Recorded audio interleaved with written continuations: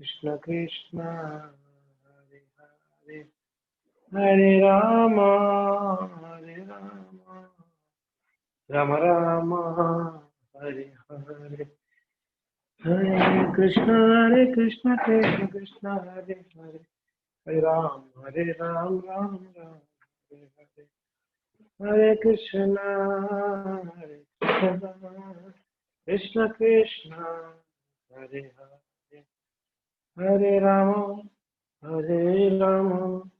राम राम हरे हरे। जय श्रीमद् भगवद गीता की जय, श्रील प्रभुपाद की जय। तो श्लोक क्रमांक 12 आप लोग किताब निकालिए, कंप्यूटर हैंग हुआ है आप लोग के पास किताब है? ओके, तो श्लोक क्रमांक 13, 15 का 13, ठीक है। कोई दोहराएंगे मेरे पीछे? आप दोहराएंगे? बहुत सारे लोग हाथ उठा रहे हैं, नहीं? ओके, कौन? रंजन वो दोहराएंगे आज? रंजन कुमार बेहरा।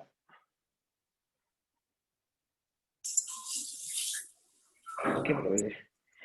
गामाविश्यश्च भूतानि गामाविश्य च भूतानि धारयाम्यमोजसा धारयाम्यहमोजसा पुष्वामि चौषधिः सर्वः पुष्णामि चौषधीः सर्वाः सोमो भूत्वा रसात्मकः सोम भूत्वा रसात्मकः गामाविश्यश्च भूतानि गामाविश्य च भूतानि धारयाम्यमोजसा धारयाम्यहमोजसा पुष्वामि चौषधिः सर्वः पुष्णामि चौषधीः सर्वाः समो भूत्वा रसात्मकः। सोमो भूत्वा रसात्मकः। धन्यवाद प्रभु जी। तो यहाँ पर भगवान कहते हैं कि पहले तो बोले कि मैं सूर्य का तेज में हूँ, चंद्रमा का तेज में हूँ, है कि नहीं? पिछले श्लोक में बताया। उससे भी पहले बताया कि ये जो संसार है, भौतिक संसार से परे एक आध्यात्मिक संसार है, जहाँ पर कोई अगर एक बार प्रवेश करता है तो उसको वापस आना नहीं पड़ता है।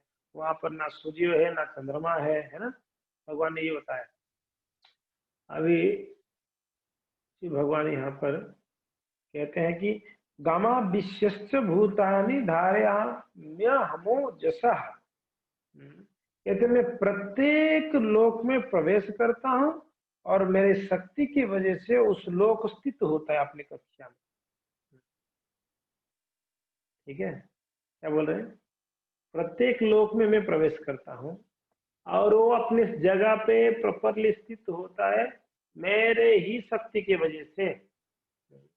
अगर मेरा शक्ति नहीं होता, मैं नहीं होता, तो हर एक लोग को अपनी जगह पे स्थित भी नहीं हो पाता। फिर कहते हैं पुष्पामि चौषधि ही सर्वाः सोम भूत्वा रसात्मक। और कहते हैं मैं चंद्रमा बनकर समस्त वनस्पतियों के अंदर जीवन रस प्रदान करता हूँ। जो हम लोग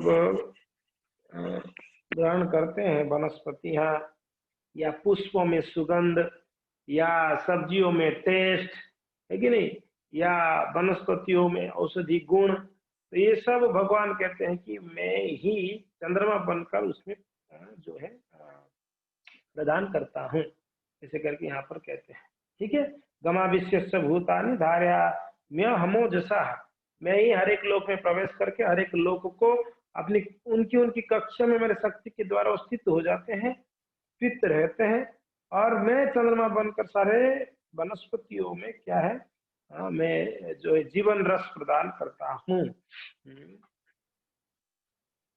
इसका तात्पर्य ऐसा है, ऐसा ज्ञान है कि सारे लोग केवल श्री भगवान की शक्ति से वायु में तैर रहे हैं। श्री भगवान प्रत्येक अणु, प्रत्येक लोक तथा प्रत्येक जीव में प्रवेश करते हैं। इसकी विवेचना इसकी विवेचना ब्रह्म संहिता में की गई है।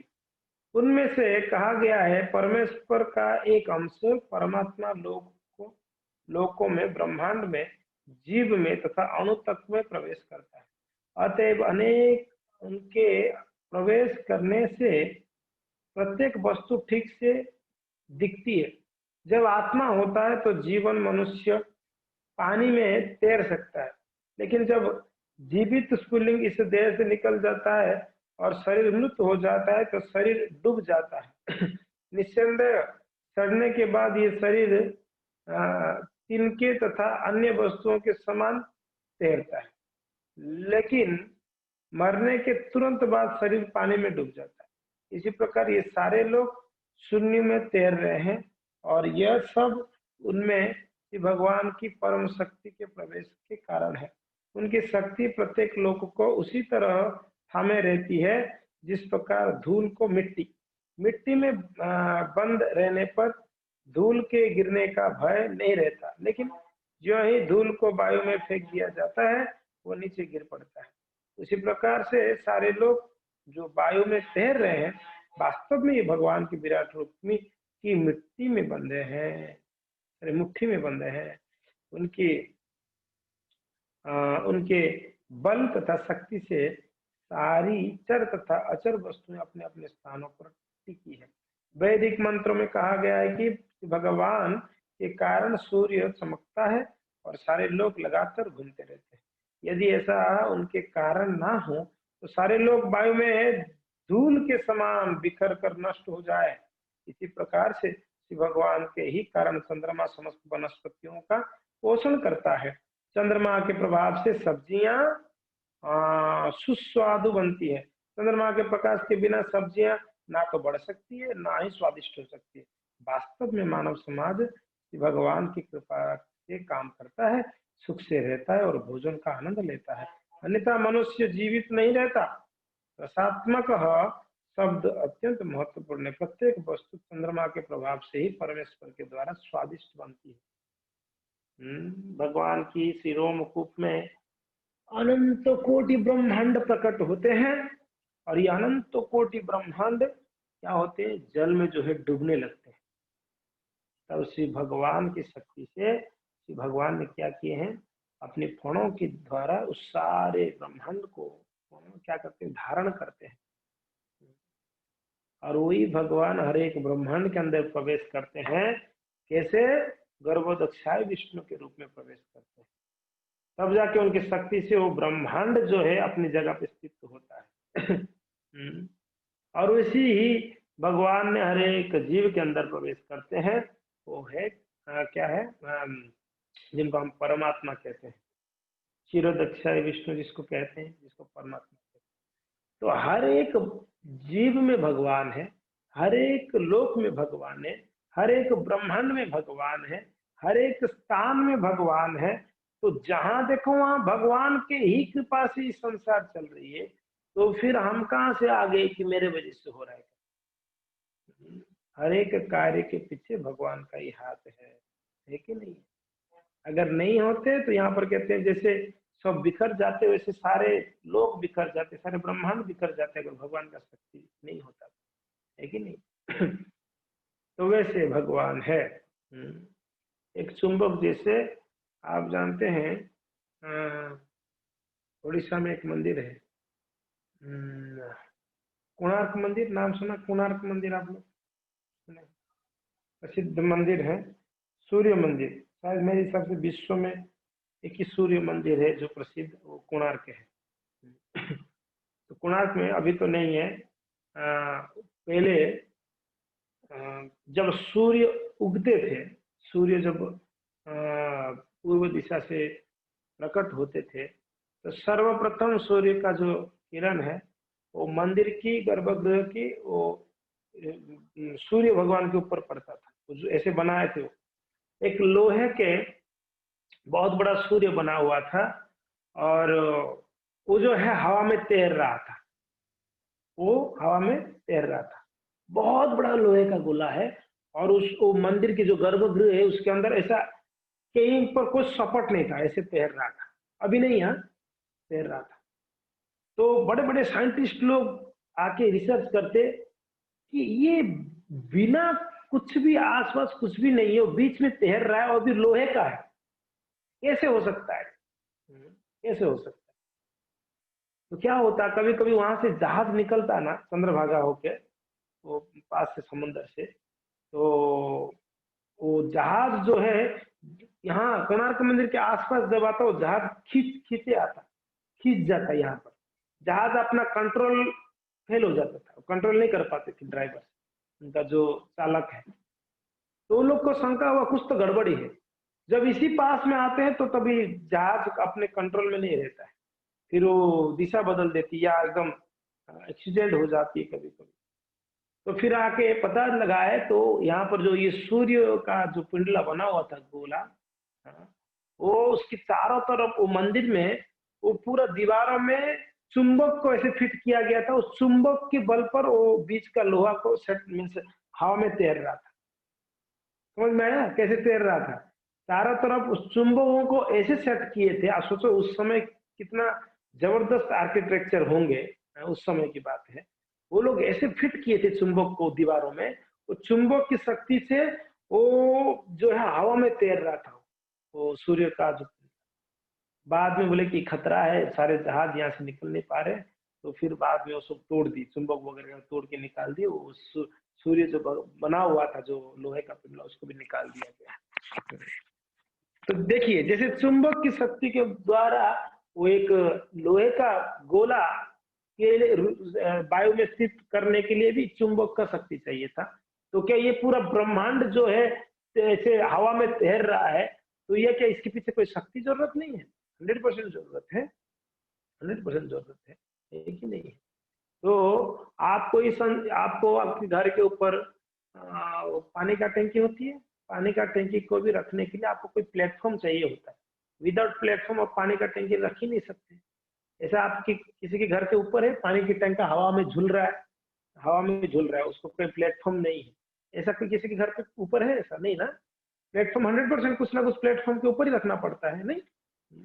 तो सोचिए एक छोटा सा प्लेटफॉर्म भी, एक छोटा सा पानी का ड्रम को भी रखने के लिए प्लेटफॉर्म चाहिए।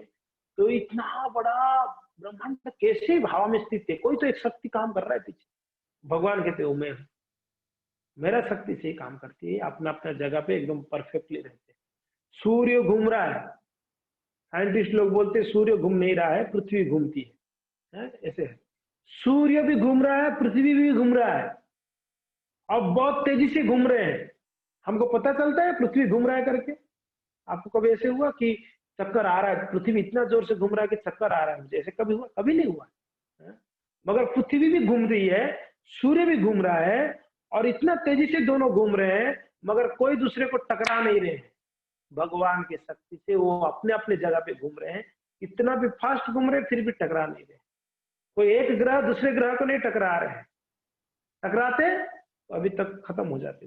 देखिए भगवान का शक्ति ये है जी, इसके पीछे साइंटिस्ट लोग भी फेल हो जाएंगे, सोचेंगे तो कैसे घूम रहा है, क्या ऐसे ही घूम सकता है बिना कोई पीछे कारण होने के बावजूद? नहीं, कोई कारण है इसके पीछे, वो है भगवान। यहाँ पर इसी बात को कहते हैं, सारे लोगों को स्थित करते हैं अपने अपने कक्षा में, अपने अपने जगह में। फिर आगे कहते हैं चंद्रमा के रूप में वो क्या करते हैं, सारी वनस्पतियों में अपने शक्ति संचार करते हैं, स्वाद देते हैं, सुगंध देते हैं, गंध देते हैं। अगर चंद्रमा नहीं होता तो प्रभुपाद जी कहते हैं तो आप कोई भी रसास्वादन नहीं कर पाते, कोई भी फल का, कोई भी फूल का, कोई भी सब्जियों का। तो ये भगवान अपनी विभूति बता रहे हैं, अपनी शक्ति बता रहे हैं, अपने ऐश्वर्य बता रहे हैं। ठीक है, नेक्स्ट। अहम वैश्वानर भूत्वा प्राणिनाम देहम आश्रितः प्राणापान समायुक्त पचामि अन्नम चतुर्विधम। पीछे बोली, अभी आपने हम जा बोलना चाह रहे थे ना, पीछे बोली। अहम वैश्वानर भूत्वा अहं वैश्वानरो भूत्वा प्राणिनाम देहम आश्रितः प्राणिनां देहम् आश्रितः प्राणापान समायुक्तः प्राणापान समायुक्तः पचामि अन्नम चतुर्विधम। पचाम अन्न चतुर्विधम्। अहम वैश्वानर भूत्वा अहम वैश्वानरो भूत्वा प्राणिनां देहमाश्रिता प्राणिनां देहम् आश्रित प्राणापान समायुक्तः प्राणापान समायुक्त पचामि अन्नं चतुर्विधम। पचाम अन्नम चतुर्विधम। यस, तो यहाँ पर भगवान कहते हैं अहम में वैश्वानरो भूत्वा, सारे जीव के प्राणी नाम, सभी प्राण की देहमाश्रिता, सभी जीवों की शरीर में अंदर में आश्रय करता हूँ, मैं रहता हूँ वहां पर स्थित होता हूँ। क्या करते हैं आप भगवान? सबकी शरीर में रह के क्या करते हो? मैं पाचक अग्नि के रूप में रहता हूँ जी, वैश्वानरो भूत्वा। क्या? पाचक अग्नि के रूप में मैं रहता हूँ, यानी मैं पचाता हूँ। एक मिनट, 14 नंबर।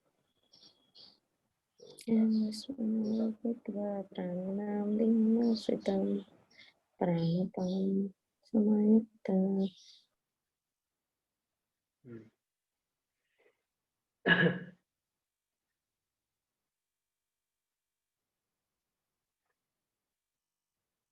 ठीक है, तो भगवान यहाँ पर ये कहते हैं कि मैं पाचक अग्नि यानी जठराग्नि के रूप में सभी प्राणियों के शरीर में रहता हूँ और प्राणापान समायुक्त। प्राणापान समायुक्त यानी, और मैं क्या करता हूँ? मैं वहां पर रह के सारे चतुर्विधम पचामी अन्नम, 4 प्रकार के अन्न को मैं पचाता हूँ, और साथ साथ में कितना खाना है कितना नहीं खाना है वो भी मैं कंट्रोल करता हूँ। भगवान क्या बोल रहे? प्राणापान समायुक्त, उसका संतुलित भी मैं करता हूँ। समझ में आ रहा है? निश्वास प्रश्वास का भी कंट्रोल मैं करता हूँ, और कितना खाना चाहिए कितना नहीं खाना चाहिए वो भी मैं कंट्रोल करता हूँ। और पचामी अन्नम चतुर्विधम, 4 प्रकार के अन्न को मैं पचाता हूँ। ठीक है ना? अब बताइए, हमारा जब पेट भर जाता है फिर हमको कितना भी स्वादिष्ट व्यंजन मिलता है, हम खा पाते हैं? नहीं खा पाते। इसका कंट्रोल कौन रखे? भगवान ने रखे। एक बार पेट भर गया तो 56 भोग भी सामने आता है, हम नहीं खा पाते। सूखी रोटी खा लो आप पेट भर के, बिना सब्जी का, भूख लग रहा है, बाद में 56 भोग आ जाए आपके सामने, ना, आपका इच्छा नहीं होगा। ये कंट्रोल भगवान ने रखा, ये कंट्रोल भगवान ने रखा। फिर भी हम जैसे बेवकूफ लोग करते हैं, दबा के खा लेते हैं वापस, तो परेशानी होती है आगे। भगवान ने कंट्रोल रखे, नहीं खाना है, पेट भर गया आपका। प्राणापान समायुक्त और पचामी अन्नम चतुर्विधम। प्रभुपाद जी तात्पर्य में कहते हैं अनुवाद, मैं समस्त जीवों के शरीर में पाचन अग्नि वैश्वानर हूँ, और मैं श्वास प्रश्वास प्राणवायु में रहकर 4 प्रकार के अन्नों को पचाता हूँ। आयुर्वेदिक के शास्त्र के अनुसार आमाशय या पेट में अग्नि होती है ना, जो वहां पहुंचे भोजन को पचाती है। जब ये अग्नि प्रज्वलित नहीं रहती तो भूख नहीं जगती, और जब ये अग्नि ठीक रहती है तो भूख लगती है। कोई कहते हैं कि भूख नहीं लगता हमको। भूख नहीं लगता मीन्स उसका जठराग्नि शांत है, इसलिए उसको भूख नहीं लगता। जठराग्नि अगर प्रॉपर काम कर रहा है तो भूख तो लगना चाहिए। और हम लोगों ने जठराग्नि को शांत कर लेते चाय पीकर। ये चाय इतना खतरनाक चीज है, आपकी भूख पूरा मार देगा।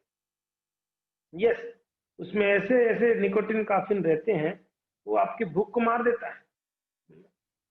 हम देखिए, शरीर अगर स्वस्थ है ना तो आपका पाचन शक्ति अच्छा होगा, तभी आपका शरीर स्वस्थ रहेगा, है ना? पाचन शक्ति जिसका अच्छा है उसी का शरीर अच्छा रहता है कि नहीं? अगर पाचन शक्ति गड़बड़ है तो शरीर में अनेकों प्रकार की उसकी बीमारियां पैदा होती है। पाचन शक्ति अगर गड़बड़ है मीन्स आपके शरीर में अम्ल उत्पन्न हो रहा है। अम्ल यानी एसिड बनती है या गैस बनती है, अम्ल उत्पन्न होती है।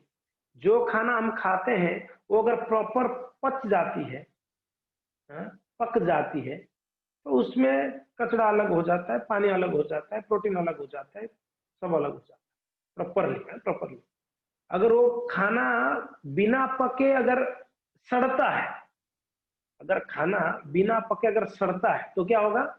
उसमें से अम्ल उत्पन्न होगा या जो गैस उत्पन्न होगा, और ये जिसको हम एसिडिटी कहते हैं। और ये अम्ल की वजह से क्या होता है शरीर में, ये एक प्रकार का वायु है और ये शरीर में कई प्रकार का बीमारी उत्पन्न कर लेता है। इसके लिए शरीर स्वस्थ उस व्यक्ति का होता है जिसका पचन शक्ति अच्छा है, और उस पचन शक्ति को अच्छा रखने के लिए हमको वही वैसे ही चीजों को खाना पड़ेगा जो पचा सकता है हमारा पेट। हमारा जठर हमारा पेट में है, ऐसा नहीं है कि भाई गैस चूल्हा लगाकर आप फिट कर दिया है, कुछ भी डालोगे पक जाएगा, ऐसा नहीं है। उसका जो शक्ति है वैसे पचाने वाला चाहिए।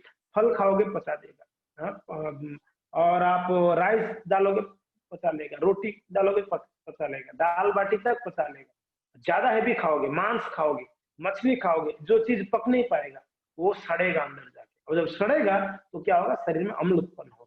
अम्ल उत्पन्न हुआ इस आपके शरीर में बीमारी का घर है अभी।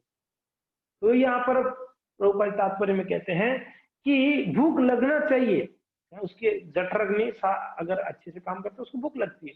कभी कभी जब अग्नि मंद हो जाती है तो उपचार की आवश्यकता होती है। अगर अग्नि मंद होता है तो फिर डॉक्टर के पास जाना पड़ता है।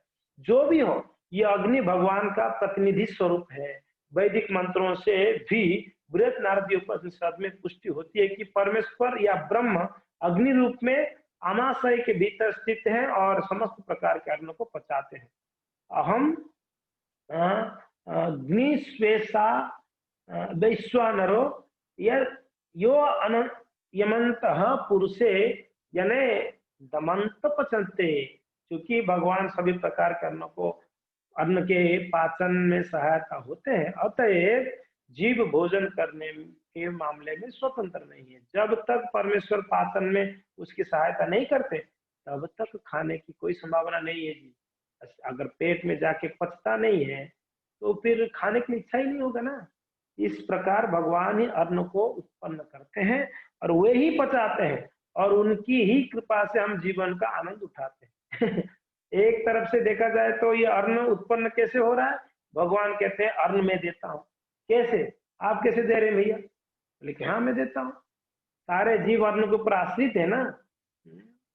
अन्नात् भवन्ति भूतानि पर्जन्यात् अन्न संभव यज्ञात् भवन्ति पर्जन्य यज्ञ कर्म समुद्भव। भगवान बोल दिए हैं अन्न के ऊपर आश्रित है, और ये अन्न वर्षा से उत्पन्न होती है, और ये वर्षा अग्नि से यज्ञ से उत्पन्न होता है, और कलयुग का यज्ञ हरि नाम संकीर्तन है।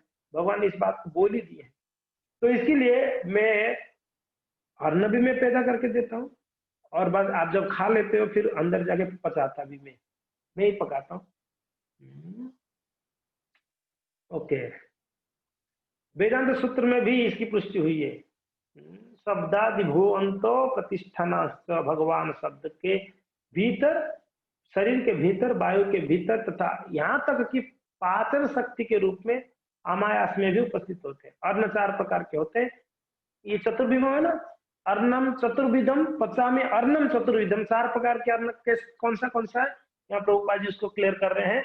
एक तो पीने वाला पेय, कुछ निगल जाते हैं, जैसे जूस है, ऐसा पानी है, ये निगलने वाला है, सीधा पी लेते हैं, ये एक प्रकार का अन्न है। दूसरा कुछ चबाने वाला, चबाए जाते हैं, चबा चबा के खाते हैं, है ना। तीसरा कुछ चाटने वाले, अचार आदि को हम चाटते हैं। और चौथा कुछ चूसने वाले, हम चूसते हैं ना कुछ चीजें, चूस के, कुछ गोलियां होती है, कुछ ऐसा चीज होता है, हमको चूस के खाना पड़ता है। तो ये 4 प्रकार के अन्न को भगवान ने अंदर पचाते हैं। भगवान सभी प्रकार के अन्न को, अन्न की पाचन शक्ति है, ये यहाँ पर से भगवान क्लियर करते हैं। अब बताइए पुरुषोत्तम योग, इसमें कितना सुंदर भगवान की महिमा को हम समझ पा रहे हैं कि भगवान ही हर एक कार्य कर रहे हैं। मगर आज तक तो सारे माताएं सोच रहे थे कि हम पका रहे हैं। अभी माताओं का भ्रम दूर हो गया। दूर हुआ कि नहीं हुआ? माताओं, जो इतना माताएं बैठे हैं अभी यहाँ पर, यही सोच रहे थे ना हम ही पका के दे रहे हैं, सबको खिला रहे हैं। ना जी बाबा, पकाने वाले असलियत में भगवान है अंदर। हम लोग तो बात चूल्हा में थोड़ा बहुत बना के दे देते हैं, थोड़ा मसाला डाल देते हैं, कुछ डाल देते हैं। मेन कार्य करते हैं भगवान, पेट वो पचाते हैं, है कि नहीं? ओके, तो आप लोग फिर ऐसे भी मत सोचना अरे यार हमारा तो कोई नाम ही नहीं आया है, भगवान का ही नाम भगवान का ही आ रहा है भगवत गीता से। एक काम करते हैं, आज से बॉईल बना के देते हैं, कोई मसाला नहीं, कोई नमक नहीं, कुछ नहीं, बस कुकर में सीटी मार दो, दो खाओ, खाना है तो खाओ। भगवान ने तो पचा रहा, हम तो पता नहीं ऐसे। ओके, तो बहुत सुंदर। अगर आप लोग चाहे तो और एक श्लोक पढ़ ही लेते हैं, पढ़ लें और एक श्लोक, चलिए पढ़ ही लेते हैं, और एक 5-10 मिनट की बात है कि नहीं? ठीक है। सर्वस्य चाहम हृदि सन्निविष्टो मत्तः स्मृति ज्ञानापोहनम च वेदेस्य सर्वैर अहमेव वेद्यो वेदांत कृत वेद विदेव चाहम। 15 नंबर श्लोक। भगवान कहते हैं मैं प्रत्येक जीव के हृदय में आसीन हूं और मुझसे ही स्मृति ज्ञान तथा विस्मृति होती है। मैं ही वेदों के द्वारा जानने योग्य हूँ। निस्संदेह मैं वेदांत का संकलन करता तथा समस्त वेदों का जानने वाला हूँ। वेदांत कृत वेद वेद विदेव चाहम, और वेदस्य सर्वम सर्वे अहमेव वेद्य। सारे वेदों को समझने का तात्पर्य यही है कि मुझे समझना है। समझ में आ रहा है? और सारे वेदांत का भी संकलन तथा समस्त वेदों को जानने वाला भी कोई है तो वो मैं हूँ। और सर्वस्व चाहम हृदय सन्निविष्ट, हृदय सन्निविष्ट में हासावी के हृदय में जाके निवास करता हूँ। मत्तः स्मृति ज्ञान अपहरण, और कहते हैं कि मुझसे ही स्मृति ज्ञान विस्मृति होती है। कोई स्मरण करता है मेरे वजह से, कोई विस्मरण होता है मेरे वजह से, कोई ज्ञान ही है तो मेरे वजह से। इस सबके पीछे तो आप ही सूत्रधार है। बाहर से दिखता है फूल, अंदर उस फूल के अंदर एक धागा भी रहती है, वो धागा कृष्ण है, वो धागा भगवान है। उसको समझने का बहुत जरूरी है। तो ये बहुत सुंदर श्लोक है, इसका तात्पर्य हम कल पढ़ेंगे। ठीक है। हरे कृष्णा। श्रील प्रभुपाद की जय। ग्रंथराज भगवद गीता की जय।